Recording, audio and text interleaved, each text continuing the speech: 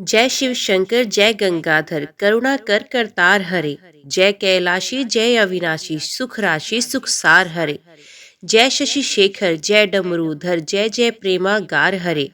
जय त्रिपुरारी जय मदहारी अमित अनंत अपार हरे। निर्गुण जय जय सगुण अनामे निराकार साकार हरे।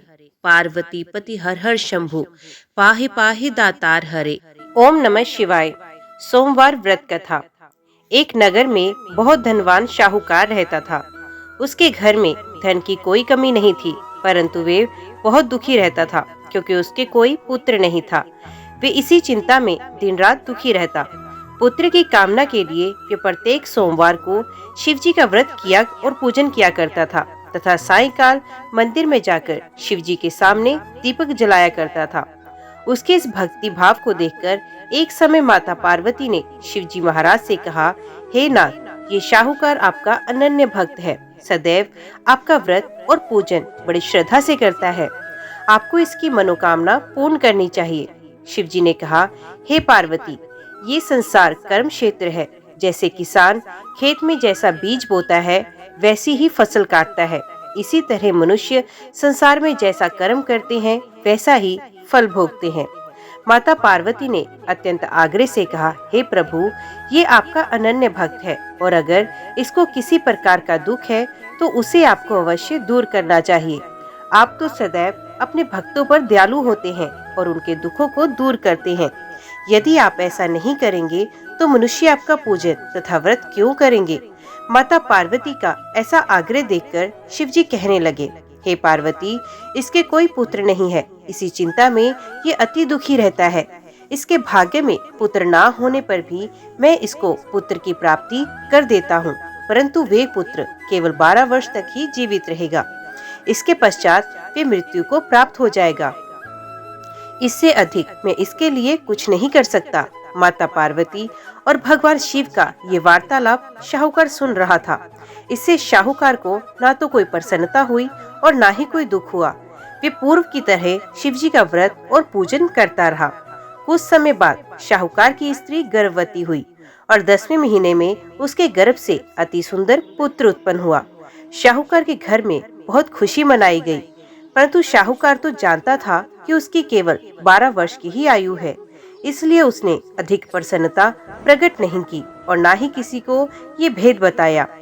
जब वे बालक 11 वर्ष का हुआ तो बालक की माता ने उसके पिता से उसका विवाह करने के लिए कहा। शाहूकार ने कहा, अभी मैं इसका विवाह नहीं करूंगा, मैं अपने पुत्र को काशी पढ़ने के लिए भेजूंगा। शाहूकार ने बालक के मामा को बुलाकर उसको बहुत सारा धन देकर कहा, तुम इस बालक को काशी में पढ़ने के लिए ले जाओ और रास्ते में जिस स्थान पर जाओ यज्ञ तथा ब्राह्मणों को भोजन कराते वे दक्षिणा देते हुए जाना। दोनों मामा भांजे यज्ञ करते और ब्राह्मणों को भोजन कराते तथा दक्षिणा देते काशी की ओर चल पड़े। रास्ते में उनको एक शहर पड़ा। उस शहर के राजा की कन्या का विवाह था, परंतु राजकुमार विवाह करने के लिए आया था वे एक आंख से काना था। उसके पिता को इस बात की बड़ी चिंता थी कि कहीं राजकुमार को देखकर राजकुमारी तथा उसके माता पिता विवाह में किसी प्रकार की अड़चन पैदा न कर दें। जब उसने अति सुंदर सेठ के लड़के को देखा तो मन में विचार किया कि क्यों ना द्वारचार के समय इस लड़के से वर का काम चलाया जाए। ऐसा मन में विचार कर राजकुमार के पिता ने उस लड़के और उसके मामा से बात की। वे राजी हो गए। फिर उस शाहूकार के लड़के को वर के कपड़े पहनाकर तथा घोड़ी पर बैठाकर कन्या के द्वार पर ले गए। सभी कार्य प्रसन्नता से पूर्ण हो गया। राजकुमार के पिता ने सोचा कि यदि विवाह का कार्य भी उसी लड़के से करा लिया जाए तो क्या बुराई है। ऐसा विचार कर लड़के और उसके मामा से कहा, यदि आप फेरों और कन्यादान के काम को भी करा दे तो आपकी बड़ी कृपा होगी। मैं इसके बदले आपको बहुत सारा धन दूंगा।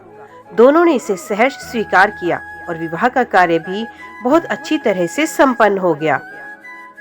सेठ का पुत्र जिस समय जाने लगा तो उसने राजकुमारी की चुंदड़ी के पल्ले पर लिख दिया कि तेरा विवाह मेरे साथ हुआ, परंतु जिस राजकुमार के साथ तुमको भेजा जाएगा वे एक आंख से अंधा है। मैं तो काशी पढ़ने जा रहा हूँ। सेठ के लड़के के जाने के पश्चात राजकुमारी ने जब अपनी चुनरी पर ऐसा लिखा हुआ पाया तो उसने अंधे राजकुमार के साथ जाने से मना कर दिया।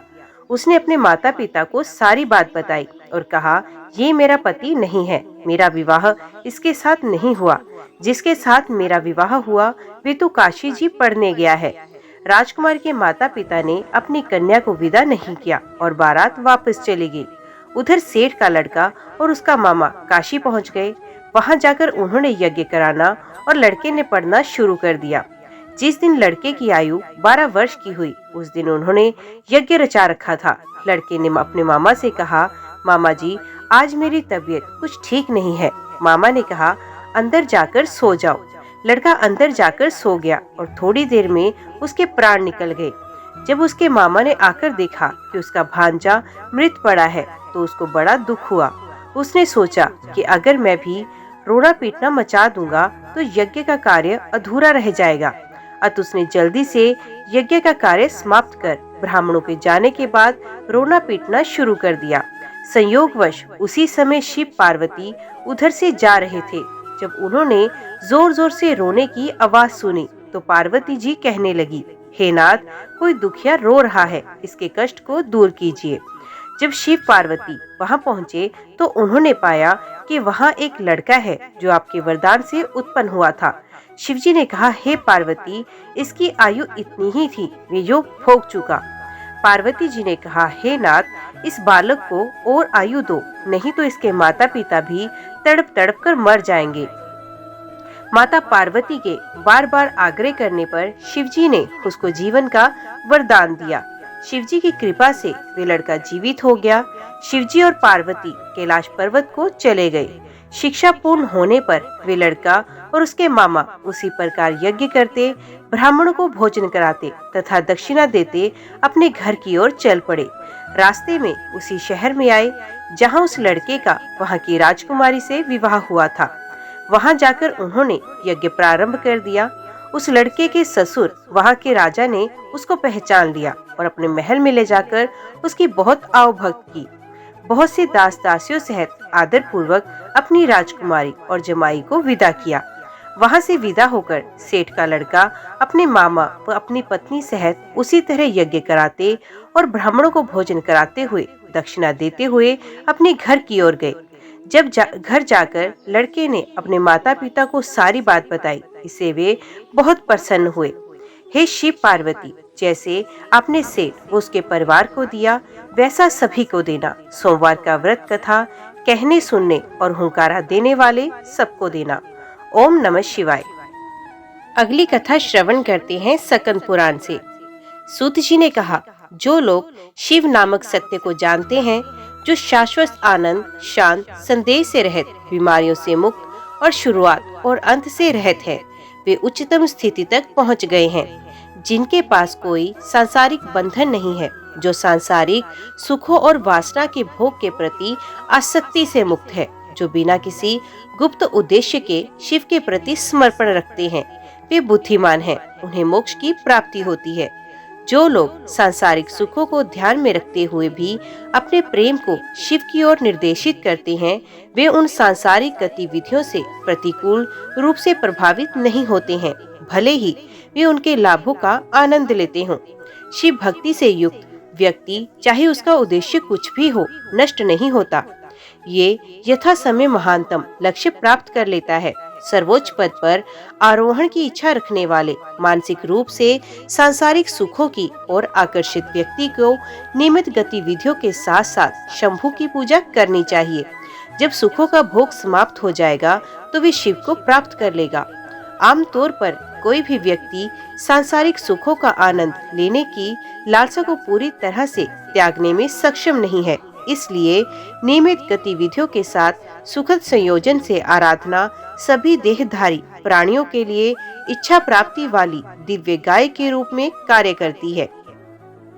ये उन लोगों के लिए निर्धारित धार्मिक कर्तव्य है जो लंबे समय तक सुख भोगने, संसार में क्रीड़ा करने के बाद नश्वर शरीर के अंत में मोक्ष चाहते हैं, भले ही ये मायावी माया की रचना है। शिव की पूजा हमेशा स्वर्गीय सुखों के साथ साथ पूर्ण मोक्ष का कारण बनती है, खासकर जब ये परदोष से जुड़े सोमवार और ऐसे अन्य शुभ अवसरों पर की जाती है। जो लोग सामान्य सोमवार को भी शिव जी की आराधना करते हैं, उनके लिए यहाँ और इसके बाद कुछ भी मुश्किल नहीं है। भक्त को सभी इंद्रियों को नियंत्रित करना चाहिए, सोमवार को उपवास रखना चाहिए और पूरी तरह से शुद्ध होना चाहिए और वैदिक भजनों या सामान्य प्रार्थनाओं के माध्यम से शिव जी की विधिवत पूजा करनी चाहिए। एक धार्मिक शास्त्र या गृहस्थ, कुंवारी या विवाहित लड़की या यहाँ तक कि विधवा भी शिव की पूजा करके वांछित वरदान प्राप्त करती है।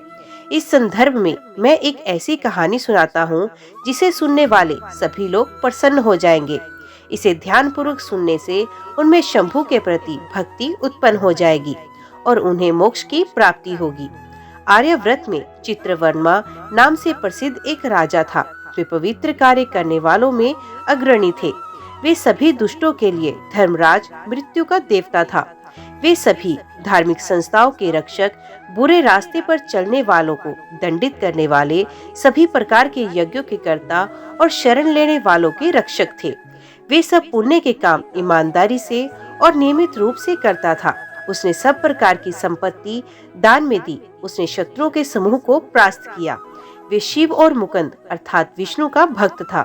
उसकी पत्नी से उसके बहुत ही तेजस्वी पुत्र उत्पन्न हुए, जो उसके प्रति विश्वास योग्य और कृपालु थी। और बहुत समय के बाद उसे एक सुंदर लड़की उत्पन्न हुई, जिसका बहुत समय से इंतजार था। जिस प्रकार सौभाग्य से हिमवान को पार्वती मिली, उसी प्रकार एक पुत्री प्राप्त होने के बाद उसने स्वयं को देवताओं के समान माना, जिसकी इच्छाएं पूरी हो गई। एक बार उन्होंने नवजात शिशु की ज्योतिषीय विशेषताओं से परिचित कई उत्कृष्ट ब्राह्मणों को आमंत्रित किया और जिज्ञासा से प्रेरित होकर उनसे अपनी बेटी के जन्म से जुड़ी भविष्य की घटनाओं के बारे में पूछा। उनमें से एक उत्कृष्ट ब्राह्मण गहरे ज्ञान में इस प्रकार बोला, हे राजा, सीमंत्री नाम की आपकी ये बेटी उमा के समान सभी शुभ और शानदार होगी। वे दमयंती के समान सुंदर रूप वाली होगी। देवी सरस्वती के समान सभी ललित कलाओं से परिचित और लक्ष्मी के समान अत्यंत शुभ गुणों से संपन्न होगी। देवों की माता के समान उसकी संतान उत्तम होगी। जनक की पुत्री के समान व्रत और पालन में दृढ़ रहो। सूर्य के तेज के समान उत्कृष्ट कांति वाला, तेजस्वी और चांदनी के समान मनोहर। वे 10,000 वर्ष तक अपने पति के साथ आनंद मनाती रहेगी। वे 8 पुत्रों को जन्म देगी और महान सुख प्राप्त करेगी। राजा ने इस प्रकार बोलने वाले ब्राह्मण को आर्थिक उपहार देकर सम्मानित किया और उसके मधुर वचनों का रस ग्रहण करके अत्यंत प्रसन्न हुआ। अप्रतिम वैभव वाले एक अन्य साहसी ब्राह्मण ने कहा, 14वें वर्ष में उसे वैधव्य का सामना करना पड़ेगा। वज्र के समान क्रूर ये वचन सुनकर राजा थोड़ी देर के लिए मन में बहुत व्याकुल हो गया। सभी ब्राह्मणों को उस राजा द्वारा विदा किया गया, जो उनके लिए अनुकूल और अनुकूल थे।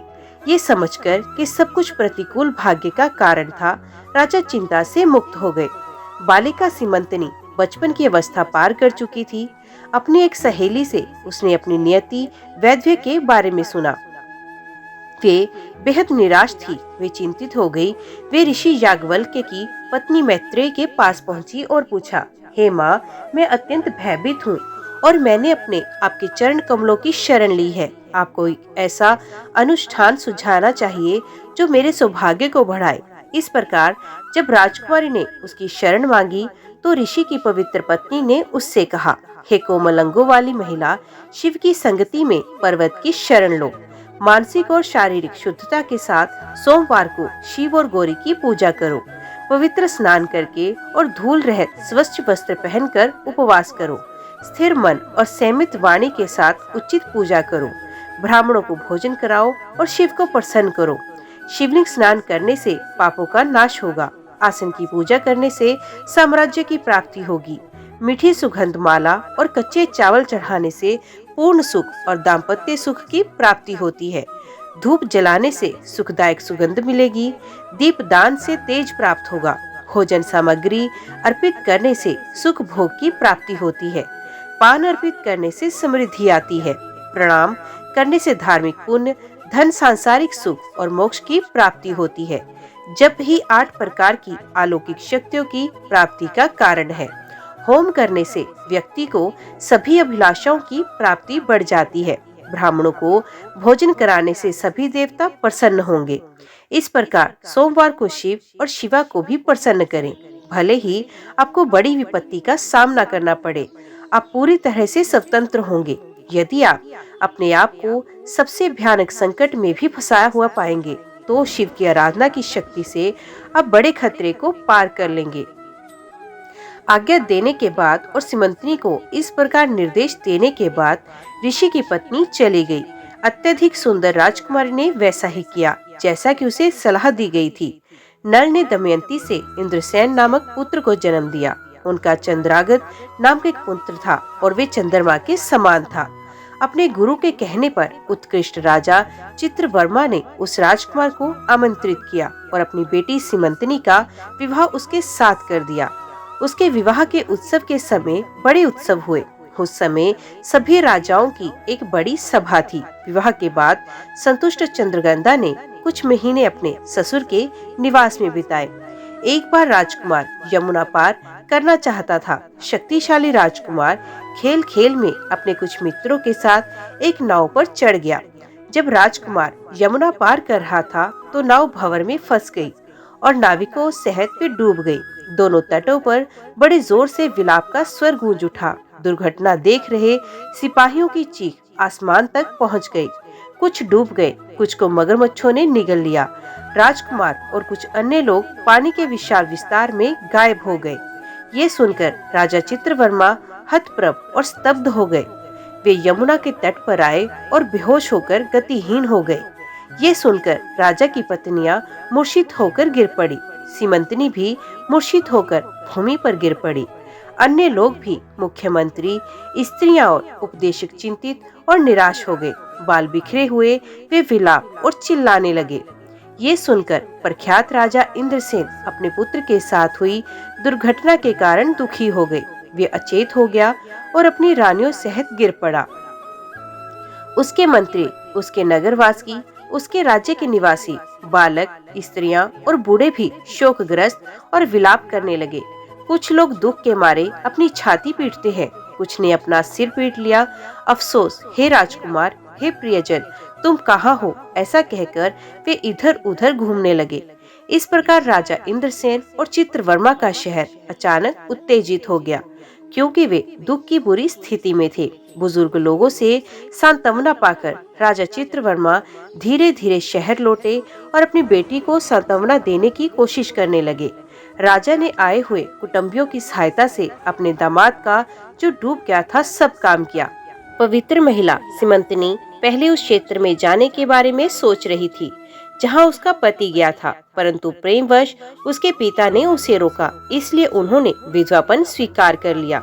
इस तथ्य के बावजूद कि वे विधवा हो गई थी, शानदार आचरण वाली राजकुमारी ने ऋषि की पत्नी द्वारा बताए गए सोमवार व्रत को नहीं छोड़ा। इस प्रकार 14वें वर्ष में उसे भयंकर दुख का सामना करना पड़ा। शिव के कमल जैसे चरणों का ध्यान करते हुए उसने 3 साल गुजारे। राजा इंद्रसेन पहले से ही अपने बेटे की मृत्यु के कारण लगभग अपनी इंद्रियों से बेहाल था। उसके अलावा उनके रिश्तेदारों ने उनके सामान्य 7 घटकों वाले क्षेत्र पर जबरन कब्जा कर लिया। जिस राजा की कोई अन्य संतान नहीं होती थी, उसे उसके शक्तिशाली रिश्तेदारों द्वारा उसके सिंहासन से वंचित कर दिया जाता था। इसके अलावा उन्हें अपनी पत्नियों के साथ जेल में बंद कर दिया गया था। उनका पुत्र चंद्रागत, जो यमुना के पानी में डूब गया था, नदी की गहराई में गया और उसने सर्प युवतियों को देखा। वे जलीय खेलों में लगे हुए थे। राजकुमार को देखकर वे आश्चर्यचकित रह गए। फिर वे उसे नागों के निवास पाताल में ले गए। नाग कन्याओं के नेतृत्व में राजकुमार ने शीघ्रता से अद्भुत सुंदर तक्षक नगर में प्रवेश किया। राजकुमार को वे नगर महेंद्र के निवास के समान दिखाई देने लगा। वे बड़े बड़े रत्नों से निकलने वाली किरणों से प्रकाशित था। वहाँ हीरे से बने सैकड़ों महल थे, जिनके मुख्य द्वार मणिक से बने थे। वे मोतियों के हार से चमकते थे। जमीन को चंद्रकांत स्लैब से पक्का किया गया था और दरवाजे सोने के बने थे। हजारों रत्न जड़ित दीपकों से चमक बढ़ रही थी। वहाँ अपनी सभा के बीच में उन्होंने नागों के राजा तक्षक को रत्न जड़ित सिंहासन पर बैठे देखा। उसके सैकड़ों फन चमक रहे थे। वे दिव्य वस्त्र पहने हुए थे। वे इस तरह के साथ शानदार लग रहे थे। अनेक रत्नों से जड़े मुकुट उनकी चमक को बढ़ा रहे थे। अपने फणों में रखे हुए रत्नों से किरणें बिखेरने वाले और स्वयं रत्नों से सुशोभित होने वाले असंख्य उत्कृष्ट नाग हाथ जोड़कर उनकी ओर देख रहे थे। वे सुंदरता, यौवन, मधुरता, मोहक आकर्षण और कामुक चाल से चमकती हुई 1000 नागा युवतियों से घिरा हुआ था। उनके अंग दिव्याभूषणों से चमक रहे थे। उनके शरीर पर दिव्य चंदन का लेप लगा हुआ था। वे दुनिया के अंत में सर्व विनाशकारी आग की तरह दुर्जय रूप से अजय थे। अपनी तेजस्ता के उसने सूर्य से प्रतिस्पर्धा की। उसे देखते ही साहसी राजकुमार ने सभा भवन में ही उसे प्रणाम किया। फिर वे उठा और श्रद्धा से हथेलियां जोड़कर खड़ा हो गया। तक्षक की प्रतिभा ने उसकी आंखें चुंधिया दी। मनमोहक राजकुमार को देखकर सर्पों के राजा ने सर्प कन्याओं से पूछा, ये कौन है? ये यहाँ कैसे आया? उन्होंने कहा, संयोगवश वे हमें यमुना के पानी में दिख गया। हम इसका नाम या परिवार नहीं जानते। वे ज्यों का त्यों तुम्हारे सामने लाया गया है। तब राजकुमार से नेकदिल तक्षक ने पूछा, आप कौन है? किसके बेटे हो? आपकी जन्मभूमि कौन सी है? तुम्हारा यहाँ आना कैसे हुआ? ये सब बातें सुनकर राजकुमार ने कहा, पृथ्वी पर निषिद्ध नाम का एक राज्य है। नल नाम का एक प्रसिद्ध राजा इस पर शासन करता था। वे मेधावी राजा दमयंती का तेजस्वी पति था। उससे एक महान पराक्रमी पुत्र का जन्म हुआ, जिसका नाम इंद्रसेन रखा गया। मैं उनका चंद्रांगत नाम का पुत्र हूँ। शादी के तुरंत बाद मैं अपने ससुर के घर में रह रही थी। मैं यमुना के जल में क्रीड़ा करते समय नीति के अनुसार डूब गया। अब मुझे इन नाग कन्याओं ने तुम्हारे निकट ला दिया है, जिससे मैं तुम्हारे कमल सदृश चरण देख सकूं। मैं धन्य हूँ। आज मैं धन्य हो गया। मेरे माता पिता भी धन्य हैं, क्योंकि दयावश आपने मुझे देखा और मुझसे बातचीत की। सूत जी ने कहा, इन उत्तम शांत सुखदायक शब्दों को सुनकर तक्षक को जिज्ञासा हुई और उसने राजकुमार से पूछा, हे राजा के वंश की वंशज, मत डरो, साहसी बनो। सभी देवताओं में से किस देव की आप सदैव पूजा करते हो?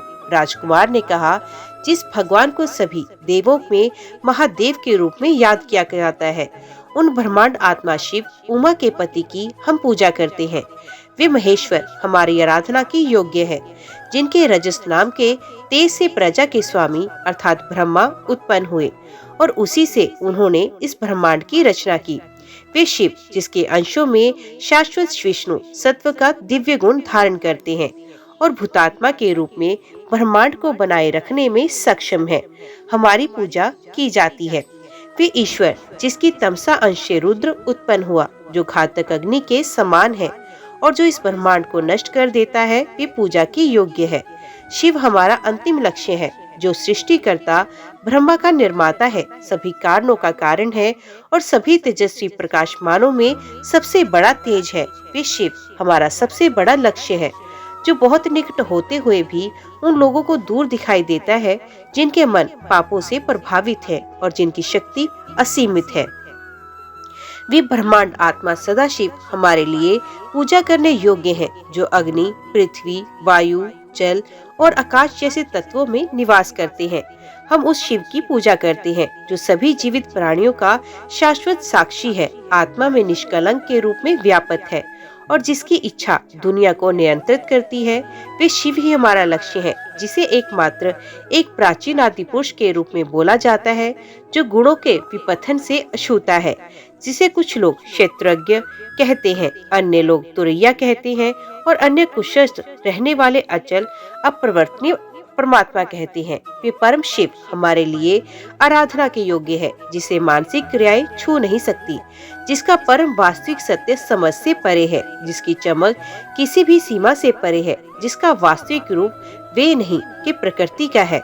नीति नेति व्यक्तिगत आत्माओं के मन और वाणी की गतिविधियाँ, वे शिव ही हमारा लक्ष्य है, जिसकी कृपा प्राप्त करने के बाद अच्छे लोग इंद्र के आकर्षक पद की भी इच्छा नहीं करते और वे समय के चक्र को पार करके और सांसारिक गतिविधियों के बंधन को दूर करके निर्भय होकर विचरण करते हैं। हम सदैव उस शिव की आराधना करते हैं, जिसका मात्र स्मरण पापों से उत्पन्न सभी व्याधियों को तुरंत नष्ट कर देता है, यहाँ तक कि उन लोगों की भी जो पुलकस के रूप में पैदा हुए हैं और जिनका वास्तविक स्वरूप श्रुति द्वारा खोजे जाने योग्य है। वे भगवान, जिसके शिखा रतन के रूप में अर्धचंद्र है, हमारा अंतिम लक्ष्य है। जिसके सर पर दिव्य नदी के एक स्थान बना लिया, जिसका शरीर देवी ब्रह्मांड की माता द्वारा साझा किया जाता है और जिसके कान के छल्ले बने हैं तक्षक और वासुकी द्वारा। वे ईशा, जिसने गुणों की रचनाओं पर विजय प्राप्त की, जिसके कमल जैसे पैर पवित्र ग्रंथों के शीर्ष पर शानदार ढंग से राज करते हैं, जिसका रूप योगियों के दिल में हमेशा मौजूद रहता है और जिसकी दिव्य विशेषताएं सभी सिद्धांतों को प्रकाशित करती हैं, उसकी पूजा की जाती है हमारे द्वारा। सूत जी ने कहा। उनकी बातें सुनकर तक्षक मन में प्रसन्न हो गया। महादेव के प्रति उसकी भक्ति जागृत होने पर उसने राजकुमार से कहा, हे प्रतिष्ठित राजा के पुत्र, तुम्हारा कल्याण हो। मैं तुमसे प्रसन्न हूँ, क्योंकि बालक होते हुए भी तुम शिव के सर्वोच्च सत्य को जानते हो, जो महानतम से भी महान है।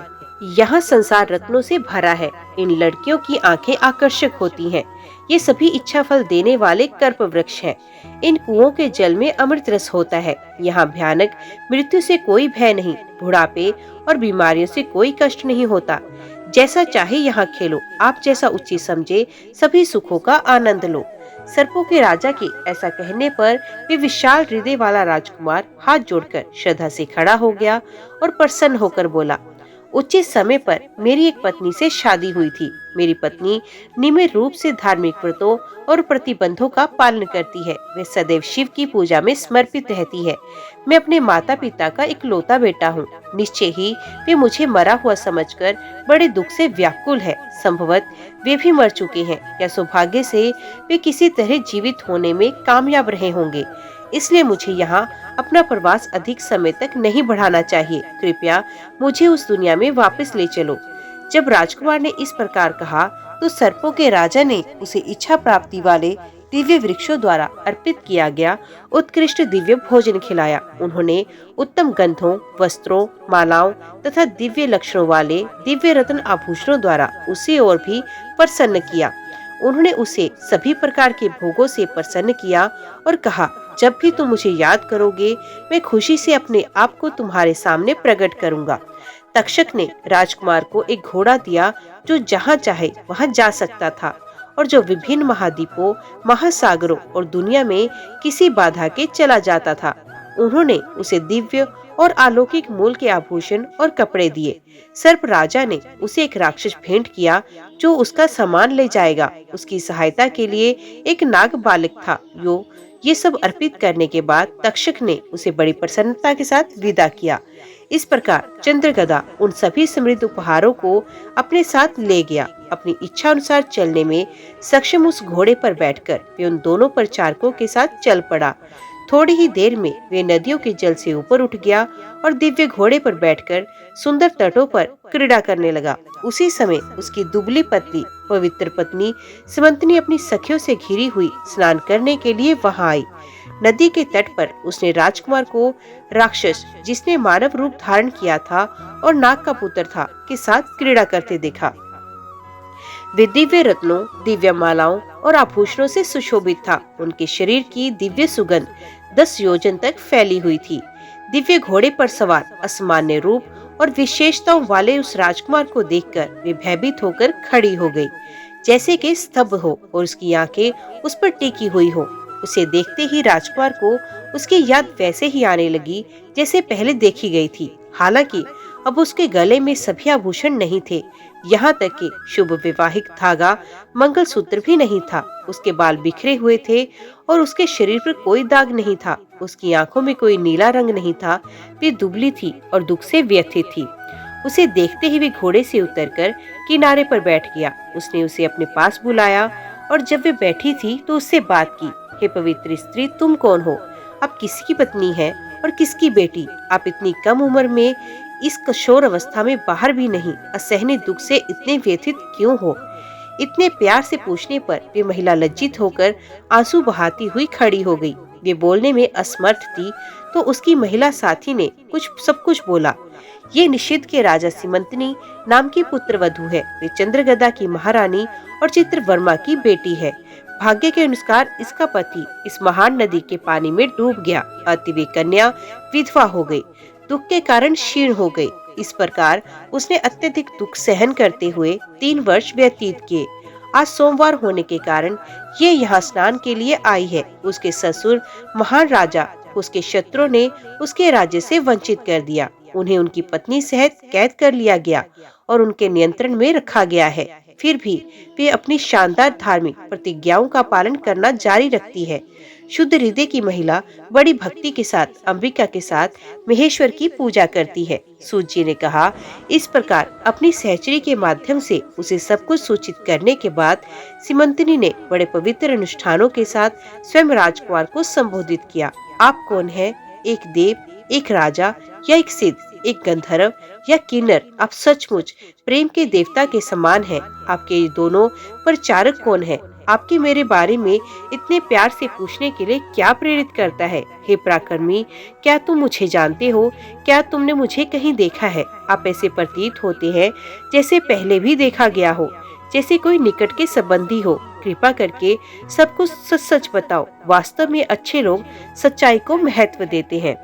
सूत जी ने कहा। इतना कहने के बाद राजकुमारी आंसुओं से रूंधे गले से बहुत देर तक रोती रही। फिर बेहोश होकर जमीन पर गिर पड़ी। उसकी सहेलियां उसके चारों ओर खड़ी हो गई। वे इससे आगे कुछ भी नहीं बोल सकी। अपनी प्रियतमा को दुख पहुंचाने वाली हर बात सुनकर चंद्रागत थोड़ी देर के लिए चुप रहे। स्वयं अत्यधिक दुख से गुजर रहे थे। उसने चतुराई से व्यक्त विभिन्न शब्दों के माध्यम से अपनी प्यारी पत्नी को सांत्वना दी। उन्होंने कहा, वास्तव में हम सिद्ध और देवता हैं जिनमें अपनी इच्छा अनुसार घूमने की क्षमता है। फिर उसने उसे बलपूर्वक अपने पास खींचा और जब उसने उसका हाथ पकड़ा तो वे झिझकी। उसके पूरे शरीर पर बाल सिरे पर खड़े थे। उसने उसके कान में इस प्रकार कहा, हे उत्कृष्ट रूप वाली महिला, इस दुनिया में कहीं तुम्हारे पति को मैंने देखा है। वे तुम्हारे व्रतों के पालन से प्रसन्न होता है। वे जल्दी आ जाएगा। 2-3 दिन में ही वे तुम्हारा दुख अवश्य दूर करेगा। मैं आपके पति का दोस्त हूँ और यही बताने यहाँ आया हूँ। इस संबंध में किसी भी संदेह पर विचार करने की आवश्यकता नहीं। मैं शिव के चरणों से वादा करता हूँ, परंतु इस बात को अपने हृदय में अच्छी तरह से छिपा के रखना। इसे किसी के सामने प्रकट नहीं करना। उसके वचनों को सैकड़ों धाराओं में अमृत के समान बहता हुआ सुनकर वे बार बार निराशा और उत्तेजना से उसकी ओर देखती रहती थी। उसने शहद की तरह मीठे उसके प्यार भरे शब्दों को ध्यान से सुना। उसकी मधुर तिरछी नजरों और सुंदर आकर्षण को ध्यान से देखते हुए उसका शरीर जो उसके हाथ के स्पर्श से रोमांचित हो गया, उसके व्यक्तित्व, स्वर, उम्र और रंग रूप की विशेषताओं पर उसने संदेह किया और सोचा, निश्चय ही ये मेरा पति है। ये कोई और नहीं हो सकता। मेरा हृदय प्रेम से उद्वेलित होकर उससे अनुरक्त हो रहा है। वे परलोक में यहाँ कैसे आ गया? वे ऐसा रूप कैसे धारण कर सकता है?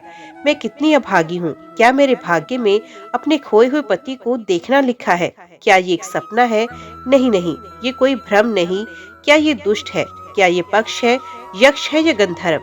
ऋषि की पत्नी ने मुझे अत्यंत विपत्ति में होने पर भी इस पवित्र अनुष्ठान को जारी रखने की सलाह दी थी। क्या ये उस पालन का फल है? एक उत्कृष्ट ब्राह्मण ने 10,000 वर्षों तक मेरे दाम्पत्य सुख की भविष्यवाणी की थी। सचमुच क्या उसके वचन सच हुए हैं? ईश्वर के अतिरिक्त इन बातों को कौन जान सकेगा? हर दिन के शुभ संकेत शुभ भविष्य का संकेत देते हैं। यदि पार्वती की कृपा हो तो देहधारियों द्वारा क्या हासिल करना असंभव है? इस प्रकार कुछ देर तक विचार करने के बाद वे सभी शंकाओं से मुक्त हो गई। जब वे शर्म के कारण अपना चेहरा नीचे करके खड़ी थी तो उसने उसके कान में अपना इरादा बता दिया। आइए हम अपने माता पिता के पास चले, जो ये समाचार बताने के लिए दुखी हैं। हे महिला, आपकी जय हो। तुम्हें तुम्हारा पति शीघ्र ही मिल जाएगा। इतना कहकर राजकुमार अपने घोड़े पर सवार हुआ और उन दोनों को साथ लेकर 3 बार अपने राज्य में पहुंच गया। वे शहर के बाहरी इलाके में बगीचे के पास खड़ा था और नागा के बेटे को अपने रिश्तेदारों के पास भेज दिया, जिन्होंने शाही सिंहासन पर कब्जा किया था। उसने जाकर उन्हें सूचित किया, इंद्रसेन को शीघ्र रिहा कर दिया जाए। चंद्रागत, उनका पुत्र, नागों की दुनिया से आया है। आप जल्द ही बिना किसी हिचकिचाहट के सिंहासन छोड़ सकते हैं। यदि नहीं तो चंद्रगदा के बाण आपकी महत्वपूर्ण सांसें छीन लेंगे। यमुना के जल में गोता लगाते हुए वे तक्षक के महल में गए। उन्हीं की सहायता पाकर वे उस लोक से यहाँ आए हैं। ये विवरण देने वाले शब्द सुनकर शत्रु उत्तेजित हो गए और बोले, बहुत अच्छा। इंद्रसेन को सारी बातें बता गई जैसे खोए हुए बेटे की वापसी और अन्य बातें। उन्होंने अपने द्वारा राजगद्दी हासिल करने पर बधाई दी। जैसा कि अपेक्षित था, परिजन अत्यधिक भयभीत हो गए। सभी नागरिक बगीचे में राजकुमार से मिले और राजा को समाचार सुनाया। उन्हें शानदार ढंग से पुरस्कृत किया गया। ये सुनकर कि राजकुमार आ रहा है, राजा की आंखों से खुशी के आंसू छलक पड़े। अत्यंत हर्ष के कारण रानी को भी जगत की वस्तुएं ठीक से दिखाई नहीं देती थी। सभी नागरिकों, वृद्ध मंत्रियों, पुजारियों ने उसका स्वागत किया, उसे गले लगाया और राजा के पास ले गए। बड़े उत्सव और धूमधाम के साथ राजकुमार ने महल में प्रवेश किया, अपने माता पिता को प्रणाम किया और खुशी के आंसू बहाए। एक पल के लिए राजा अपने बेटे को पहचान नहीं सका, जो उसके चरणों में गिर गया था। अपने मंत्रियों के कहने पर उसने किसी प्रकार से उठाया और द्रवित हृदय से उसे गले लगा लिया। राजकुमार ने अपनी माताओं को यथाविधि प्रणाम किया। उन्होंने बड़े हुए स्नेह के साथ उन्हें आशीर्वाद दिया और गले लगा लिया। इसके बाद उन्होंने सभी नागरिकों का विधिवत सम्मान किया। उनके बीच बैठकर उसने अपने साथ जो कुछ भी हुआ अपने पिता को बताया, जैसे कि तक्षक की मित्रता, नागों के राजा द्वारा दिए गए रत्न और अन्य समृद्ध उपहार, उस राक्षस द्वारा लाई गई सभी दिव्य चीजें और उसी तरह की चीजें। अपने पुत्र के जीवन की घटनाओं को देखकर और सुनकर राजा रोमांचित हो गए। उन्होंने सोचा कि उनकी बहू का वैवाहिक सुख महेश्वर को प्रसन्न करके प्राप्त की गई चीज थी। निषद के राजा ने अपने गुप्तचरों और काम करने वाले लड़कों के माध्यम से राजा चित्रवर्मा को ये महान शुभ समाचार सुनाया। अमृत के समान सुखदायक आनंददायक समाचार सुनकर वे उत्साह से उठ बैठा। उन्हें पर्याप्त आर्थिक उपहार देकर वे खुशी से नाचने लगा। खुशी के आंसुओं से भरी आंखों से उसने अपनी बेटी को अपने पास बुलाया और वैधव्य के चिन्हों को दूर करते हुए उसे आभूषणों से अलंकृत किया। देश के नगरों और गांवों में बड़ा उत्सव और आनंद मनाया गया। सर्वत्र लोगों ने सीमंतनी के पवित्र आचरण की प्रशंसा की। राजा चित्रवर्मा ने इंद्रसेन के बेटे को आमंत्रित किया और अपनी बेटी को फिर से विवाह के अनुष्ठानों से गुजरने की पेशकश की। तक्षक के निवास से लाए गए आभूषणों और अन्य मूल्यवान वस्तुओं से, जो मनुष्यों के लिए दुर्लभ और दुर्गम थे, चंद्रागद ने अपनी पत्नी का श्रृंगार किया। पिघले हुए सोने के समान चमकने वाली दिव्य गंध और चारों ओर 10 योजन तक अपनी सुगंध फैलाने वाली मधुर सुगंध वाली वे शोभायमान लग रही थी। इच्छा फल देने वाले कल्प वृक्ष से निकलने वाले कमल के रंग और तंतुओं से युक्त कभी न मुरझाने वाली माला से सुशोभित वे पतिव्रता महिला और भी अधिक चमक उठी। एक शुभ अवसर पर अपनी पत्नी से दोबारा मिलने के बाद चंद्रागत अपने ससुर से आशीर्वाद और बधाई पाकर अपने शहर वापस चला गया। प्रख्यात राजा इंद्रसेन ने अपने पुत्र को अपने राज्य में स्थापित किया, तपस्या के माध्यम से शिव को प्रसन्न किया और आत्मनियंत्रण का अभ्यास करने वालों के लक्ष्य को प्राप्त किया। 10,000 वर्षों तक राजा चंद्रागत ने अपनी पत्नी सीमंतनी के साथ विभिन्न सांसारिक सुखों का आनंद लिया। उसने 8 बेटों और एक खूबसूरती बेटी को जन्म दिया। महेश्वर की पूजा करते हुए सीमंतनी अपने पति के साथ खेलती थी। सोमवार के व्रत के कारण दाम्पत्य सुख दिन ब दिन बढ़ता गया। ओम नमः शिवाय। आज की वीडियो में इतना ही। उम्मीद करती हूँ वीडियो आपको पसंद आई होगी। वीडियो पसंद आई हो तो वीडियो को लाइक और चैनल को सब्सक्राइब जरूर कीजिएगा। ओम नमः शिवाय लिखकर कमेंट बॉक्स में अपनी हाजिरी और अपने सुझाव देना ना भूलिएगा। तो मिलते हैं अगली कथा अगली वीडियो के साथ। तब तक के लिए देखते व सुनते रहिए। जय मां कंजक, जय माता दी।